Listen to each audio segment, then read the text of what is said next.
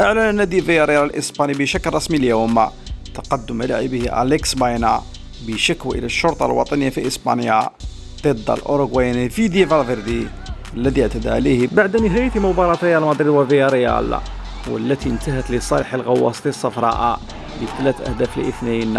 ذهب فالفيردي وانتظر لاعب فياريال أليكس باينا في موقف السيارات، وبعد ذلك ذهب إليه وسدد له لكمة قوية على وجهه. فالفيردي سيواجه تهمة الاعتداء والسجن والحرمان من الملاعب لعدة مباريات، لأن فياريال حسب صحيفة الماركا يمتلكون تسجيل فيديو موثق للحظة الضرب.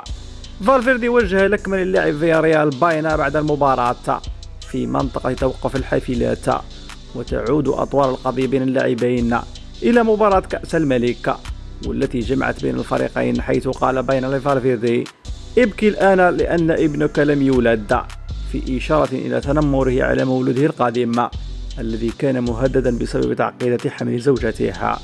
واليوم في المباراة التي جمعت الفريقين في سانتياغو برنابيو، حاول فالفيردي ضرب باينا خلال المباراة لكنه لم يستطع، وأخبره أنه سينتظره في الخارج لأن العائلة تأتي قبل كل شيء.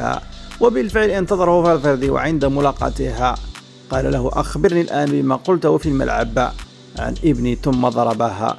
وسائل إعلام إسبانيا قالت بأن فالفيردي اعتدى على أليكس باينا بلكمه للوجه إذ باغته عند صعوده للحافلة بعد نهاية المباراة. ومندوب فياريال نشر تغريدة وصف فيها فالفيردي بالجبان والسفاح ثم حذفها. أما الشرطة فتحصلت على صور الاشتباك بين اللاعبين. وقال نادي فياريال إنه يرفض كافة أعمال العنف ويؤمن إيمانا راسخا برواية لاعبيه الذي سيدعمه حتى النهاية.